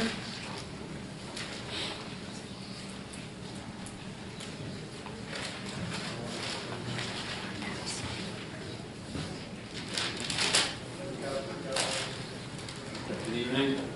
Appreciate the opportunity to address. And I'd like to say, first of all, there's been a lot of talk tonight, and unfortunately, Sir, before you get going, can you state your name? Oh, yes, I'm sorry, yes. My name is John Berger, live at 1686 Hanshaw Road. Unfortunately, I feel like I don't want to take up too much time talking about specifics because our appeal is about 90 pages long, and it contains, I think, some very, we tried to go into detail on stuff, and I feel like a lot of very basic information that I think has been misrepresented. If I was sitting back there and I didn't know about, the amount of research we've done, I may have a very different idea about what we're even talking about. I mean, when Mr. Linday was talking about the slope being seeded, he wasn't talking about the same slope that we're talking about. We're talking about a slope, 60-degree slope that Karen was talking about, which is where the trap field is going to be aimed up the hill. So that area has not been shut out before. And the idea that they're just swapping, like swapping cereal boxes on a shelf is also, I don't want to talk about common sense, trade barbs with people, but, this is really, so it's such a superficial way of putting it. The track field and a rifle range are totally different, and anybody that takes the time to look at that can see that. A rifle range shoots very linearly, and a track field just spits lead pellets, across a very wide range. They're totally different kinds of uses. They're not similar at all. I don't want to really take too much of my time addressing that, but those are two things that I feel like have been rather misrepresented. I do want to, though, draw attention to something which is in the best management practices, where it says that EPA or any state, municipality, or citizen group can take legal action under the statutory provisions of the RCA. Forget that part. But that basically EPA, and it says in the best management practices, it says that citizens groups have been the most successful. In other words, the EPA is admitting that they rarely do anything at all. And just think about Flint. People were laughing before about talking about bringing up President Trump. But even during the Obama era, there was an issue in Flint going back to 1995 where a community said that an incinerator, which was generating lead, arsenic, and mercury and such, they requested the EPA to address their concerns. And the EPA had 180 days to respond. Well, you know what? In 2015, 20 years later, on the last day of the Obama administration, the EPA said, oh, we should have gotten back to you on that sooner. We're sorry, case closed. So EPA is not going to help us out here. And so when Lynn and Mr. Crow say that environmental things are up to the EPA, they know very well that the EPA is going to stand idly by. It does say, however, in somewhere in the zoning, 20 seconds. Somewhere, I hope you folks can find the courage to realize that we have the ability and almost necessity to preserve and protect the character of the neighborhood and the health and the safety and the welfare of the community. And that is a part of what the zoning board and the town board and the planning board should care about. And I think that that's what you guys should take into consideration. Not all the shenanigans about using these fancy terms for swapping and whatnot, I just want to show you one thing before I go. Time's up, sir. I want to show you one picture. This picture. Time's up, This picture says sir. 3.5 tons of lead Time's shot. That's one pellet that poisoned that bird. One pellet. Sir. That's not Fruit Loops, okay? Sir. All right. Thank you. Time's up. All right. Thank you. Make it part of these. Please, I know that everyone's impassioned, but please don't abuse the time.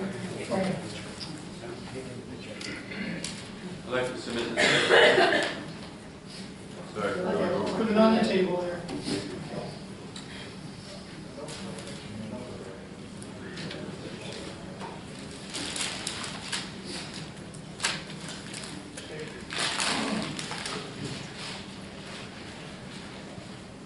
Patricia Pryor.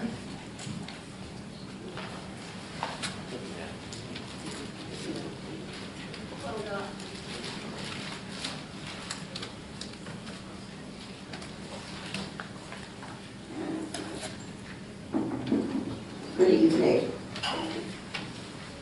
Try to get close enough here.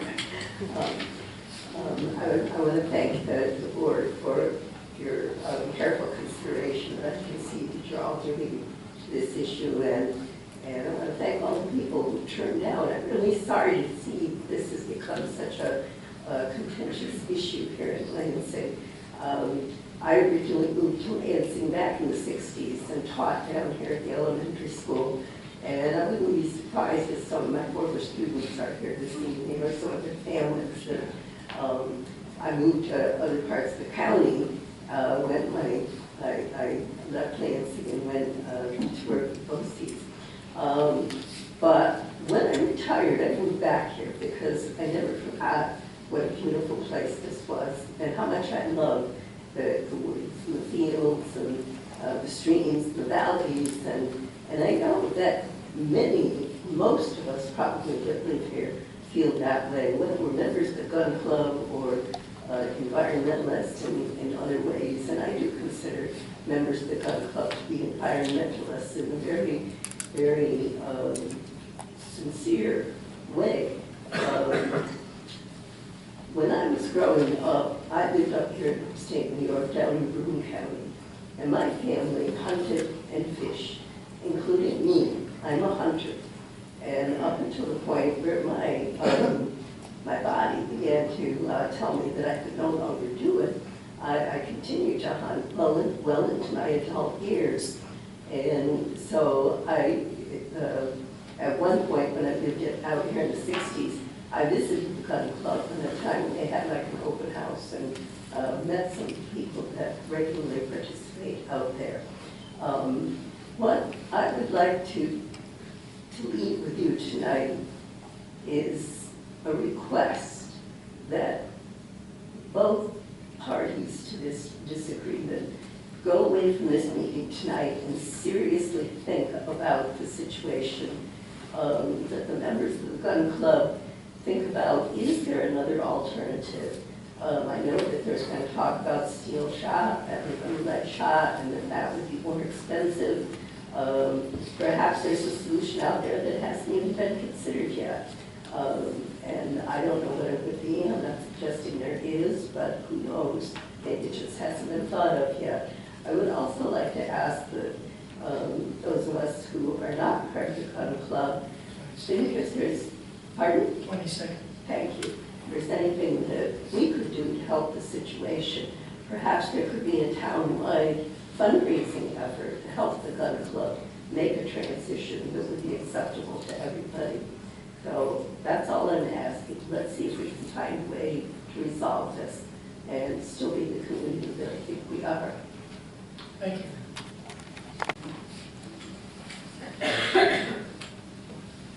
Emma Yang?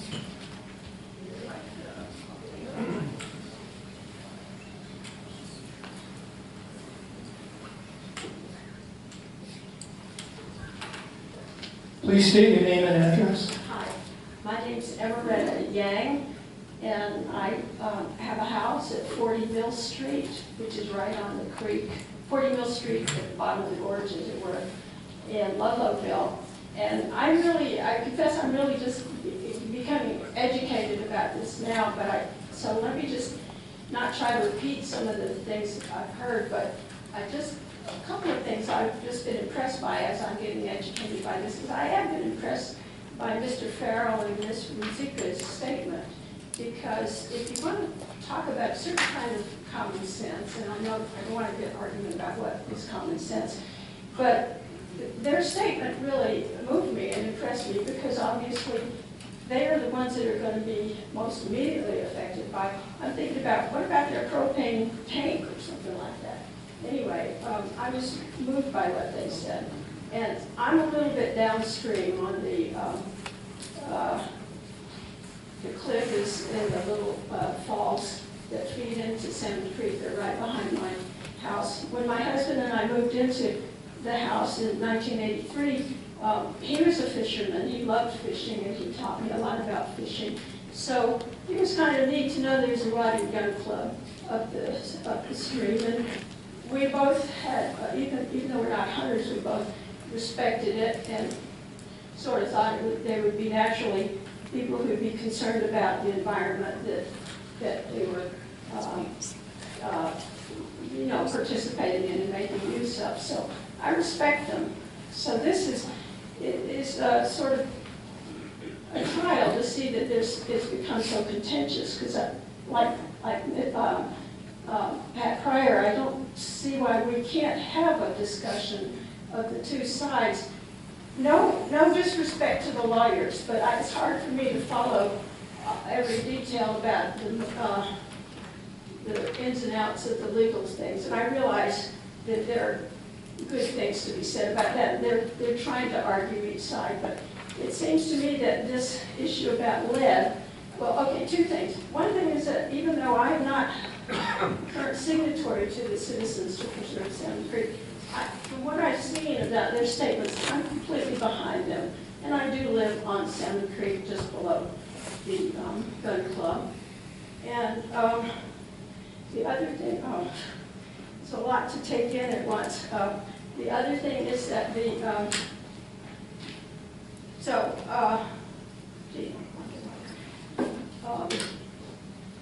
but I support the group, even if there are questions about, we don't know who the names are. I just sort of have common sense feeling that they are speaking on my behalf. 20 seconds. Okay, well, there was one more point. I don't remember what it is, but thank you for letting me participate in this. Ruth Hopkins. And after her will be Ryan.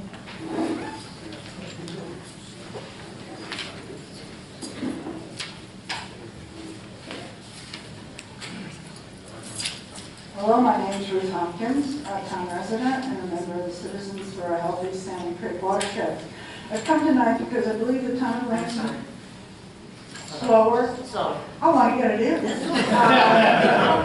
The code enforcement officer did not adhere to town law when he approved the construction permit for the Lansing Rock and Gun Club. New trap houses, warming hut, parking lot for the use of trap shooting. Town law states that non-conforming uses may not be changed to another non-conforming use unless granted a variance. Our law does not speak to or define swapping uses, as the gun code claims to be doing. Although, if it were truly a swap, using the Merriam-Webster dictionary meaning of the word exchange, the gun club would be picking up the entire 9-acre parcel with buildings, parking lot, and tons of despoiled dirt full of lead, and putting it down in another location. Now, that's absurd, we agree, and it's simply not a swap. The actual language in our law is change, not swap. Specifically, it is change to another non-conforming use. The new trap shooting range is very different in size, function, impact with the narrow and frequently used rifle range that overlaps a very small portion, about a half acre, of the newly approved 4.8-acre trap range. What makes this another non-conforming different use? The new trap range is using approximately 42 acres of land after subtracting out the small strip formerly used for rifles. The new use requires clearing of all trees for the purpose of absorbing and reclaiming lead shot. This other non-conforming use shoots approximately 100,000 rounds per year, not hundreds per year. The new range is much closer, hence much louder noise level for the neighbors. The new range is adding newly constructed buildings required for trap shooting, not rifles. The new range requires a new parking lot in order for many more people to park and use the range. The new range is creating a big increased risk to the neighbors who are now within 750 feet, which is the distance to which lead shot can actually travel and rain down. And last but not least, it's creating another use of 4 acres of lead waste. I call it this because the club has failed to clean up the current toxic waste accumulating over the past 60 years, estimated to be close to 200 tons. I'm also concerned that this project has intentionally been split into 3 projects in order to avoid the intended need for a site plan review for such projects. This is not just a project to construct a couple small buildings in a parking lot. It includes the clearing of 4.5 acres. 20 seconds. And it must include a plan for the recovery allowed the decision, reclaim the lead from those 8 acres. Unfortunately, citizens of Lansing did not get the opportunity to voice their concerns at the site plan hearing, so please rescind the permit so our community will have a chance to be heard. Lastly, I'd like to say I believe there are many members of our community here this evening who are quite concerned and want the trap range project to go through with a site plan review. Okay, I would just like to recognize the members of our community. Can we keep your notes? And I have a question for you. You mentioned town law. Can you, at some point, give us the laws, particular laws you're Well, the specific one I mentioned tonight was Article 10, Law 03. Okay. Okay, but the rest of them are in the appeal.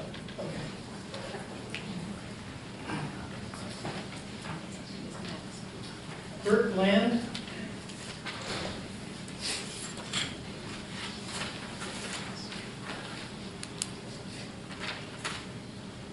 Well, I'm Robert Bland, 641 Lansing Station Road. I'm a professional engineer, licensed professional engineer, with multiple decades with experience in education in toxicity and hazardous waste remediation. So I have some just general impressions. I haven't studied the case as far as the zoning, but some general impressions about lead shot in the environment I'd like to share. Just like for quite a while, asbestos was thought of as a really positive thing, useful, and then it wasn't, and banned, and PCBs and DDT. I actually thought lead was not used in this way anymore. I didn't know it was actually permitted.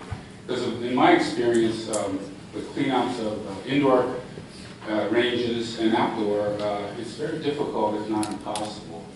I'd like to share, I paid pretty close attention to the Ithaca gun factory site at Ithaca Falls. Ithaca gun went bankrupt, leaving the cleanup of their lead shot to the taxpayers through the Superfund. And the EPA has been trying to clean that up since 2002. Spent over $4.8 million in multiple cleanups on the side of the gorge, and they can't get it cleaned up. It's really not easy. So I would say, as from a common sense, it doesn't make sense to spread lead shot at a new environmental location. I think it's wrong for human health. I think it's wrong for aquatic life, terrestrial life. And actually, I don't think it makes economic sense. I know that there may be saving money on the price of lead shot versus steel shot, but over time, there'll be a lot of money spent to try to clean that up, which will way more than overpower the amount of savings that's happening now. So, again, I think it should be illegal. I guess it's not, that's what I'm hearing, but maybe the town law, there should be a town law passed about lead shot in the environment. Thank you. Thank you. And Broadway?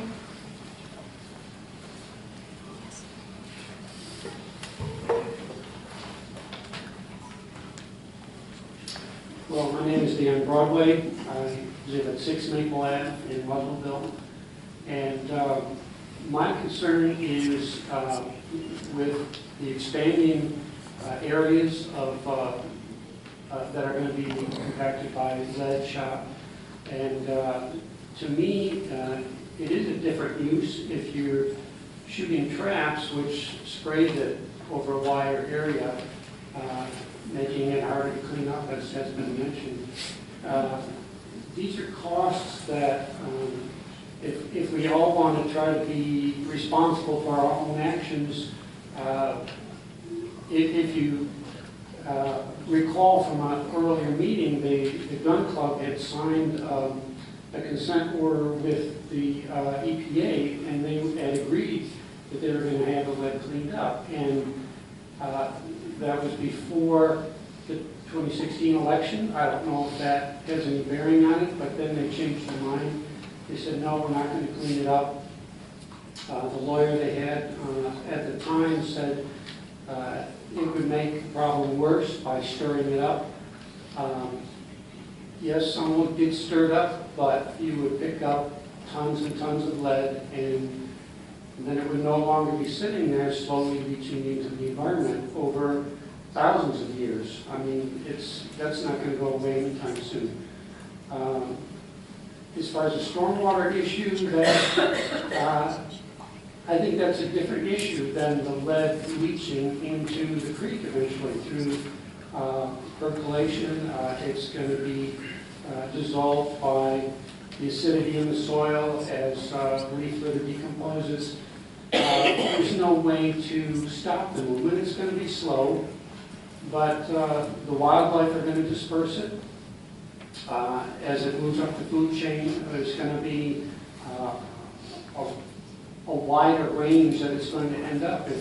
If a hawk eats a rodent that had ingested lead and the hawk flies miles away and dies, that's just another way of spreading the lead around.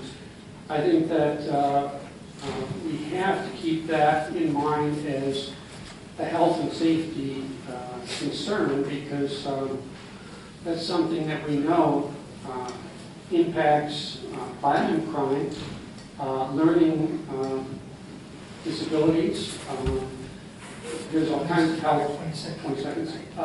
there's all kinds of health ramifications, and if they're not going to clean it up, then they're passing the costs on to the rest of society, which to me doesn't seem responsible. I would like to see it more contained and what's there cleaned up. Thank you. Ryan, I can't read it, the last one. FC or Ed? Eden. Eden? Yes. Okay.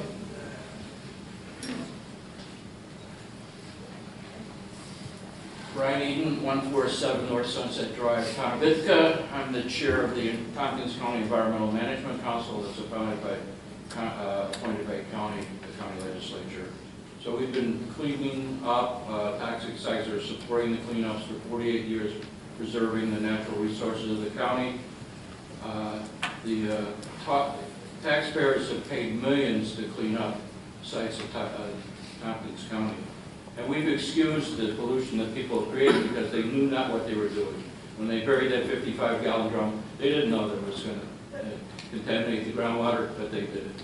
But we know that toxic lead is contaminated, and it is a public health hazard.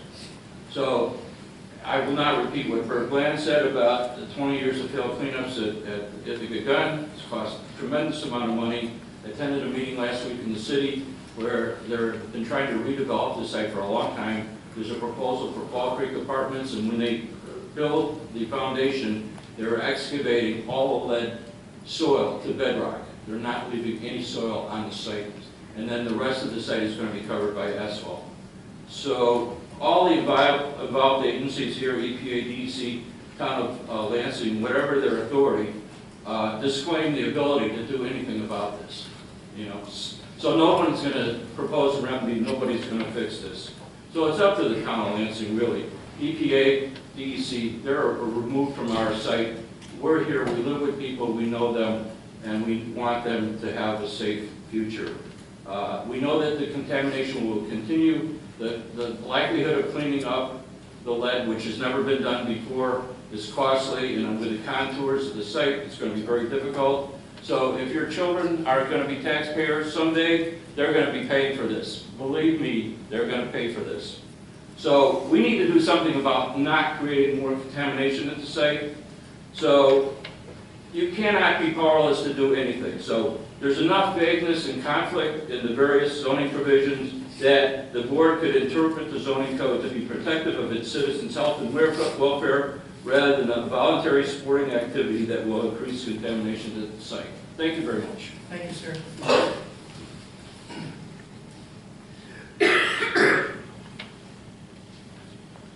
Thomas Skilly, You left.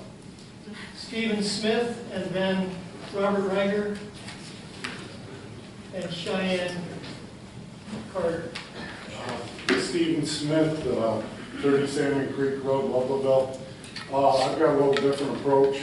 The petitioners of this thing that signed the day they wanted the rod and gun to switch to non-lead things. There was like 100 of them. And in Ludlow, I've made an estimate of what the value of Ludlow property is, figuring there's 75 houses that are affected all the way around, averaging about $200,000 a piece. So I'm calling it $15 million that's the affected people. The rod and gun the assessed value is $150,000. They pay $4,500 worth of taxes. The petitioners pay $450,000 worth of taxes, and they said they want the rod and gun. They don't want it going on. These are the people of Lansing are speaking. You know, another interesting fact about this is Lansing rod and gun currently in the flat league, they have 10 shooters in the flat league.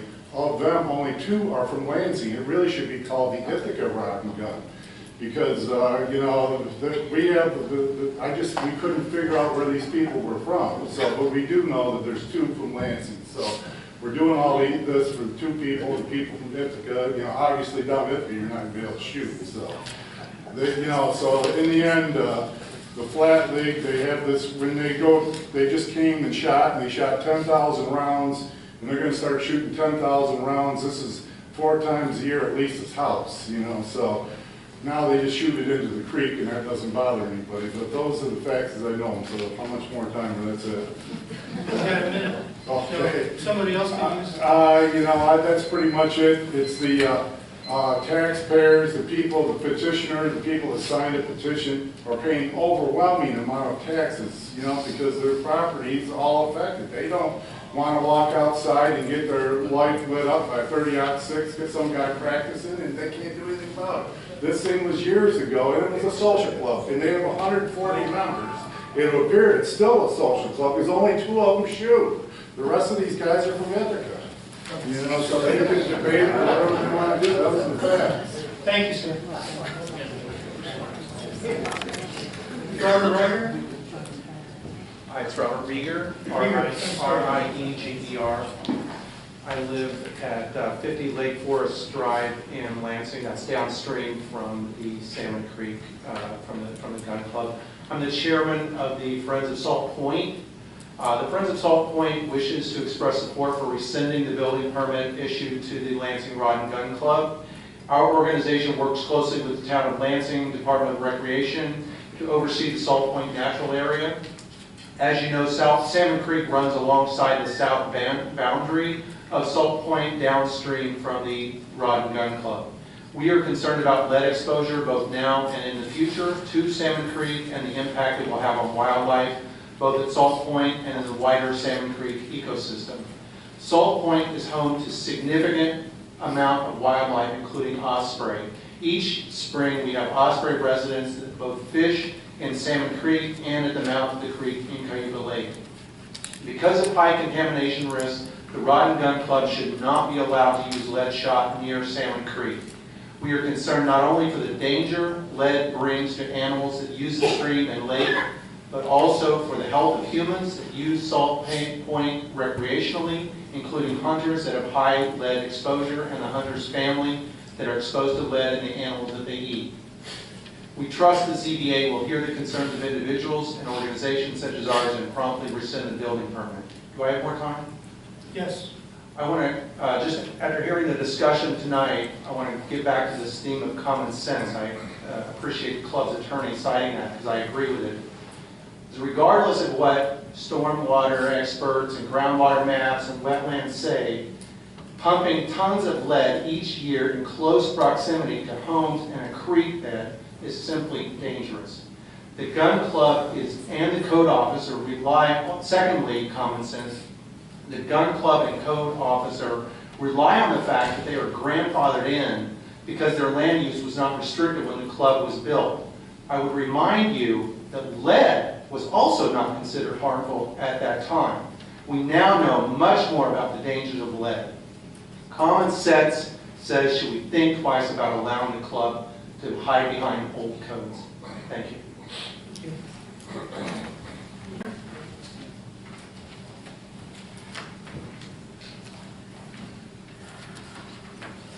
Good evening, I'm Darcy Cheyenne Carter and I'm a senior at Ithaca College.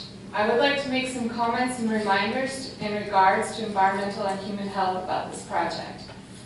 In concern to lead, the EPA has a maximum contaminant level of 0 because even low exposures can cause serious health issues, especially in children, such as central and peripheral nervous system damage, learning disabilities, impaired formation and function of blood cells, and these are just some examples. Salmon Creek is part of the watershed that contributes to our drinking water. In 2000, the State Department of Ecology proved that the Salmon Creek already had major water quality issues, especially with turbidity, the ability of light to enter the water. Erosion causes sediments to fill the creek, creating poor visibility, meaning light can't shine through. Turbidity greatly impairs the ability for fish to survive and to spawn. The cleanup that the EPA put in place for the Lansing Gun Club to do in terms of cleaning up the lead every 5 years will create intense erosion. More importantly, the construction that this permit is asking for will create a large amount of erosion in Salmon Creek as well that will affect our fishes, which will in turn affect our whole ecosystem. If lead gets in our water, it will also affect our children and our own health immensely. Thank you. Thank you.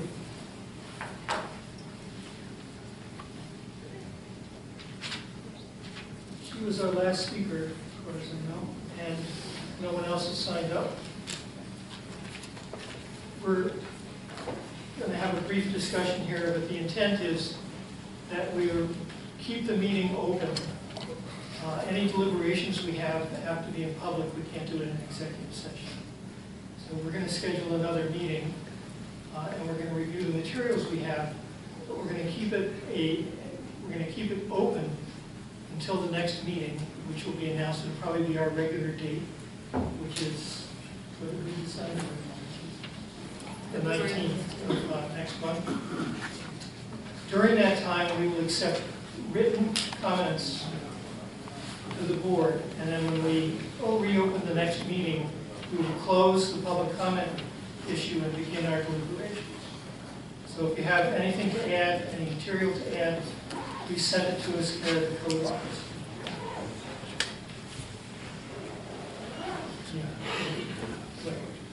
Yes. I want to do this first. So now we're going to let the applicant. Should we do it? Okay. So it's the same order. We're going to give the appellants each 3 minutes for rebuttal to what Mr. Day said, and then Mr. Day will have equal opportunity.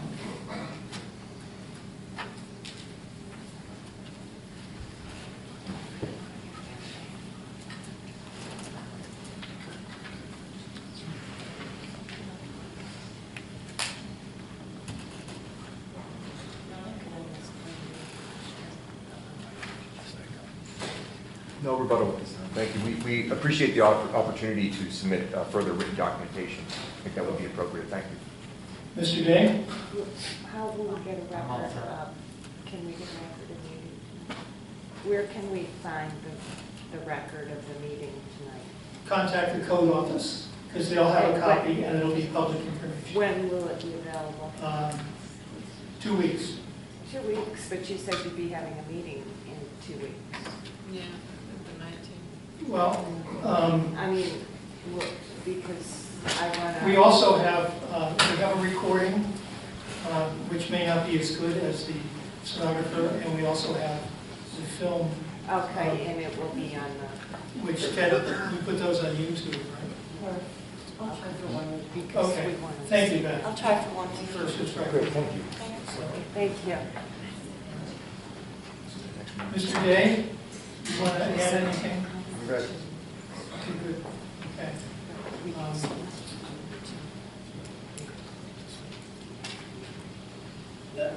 Would the gun club have anything to say? I have nothing further at this time, Mr. Chairman. I would simply reserve the right to comment in advance of the February 19th meeting.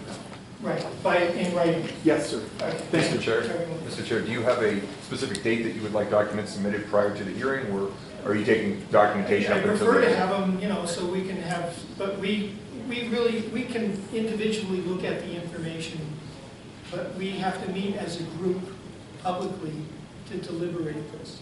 Understood. I just wanted to make sure if there was a due date for submission. No, the sooner the better, is all I can say.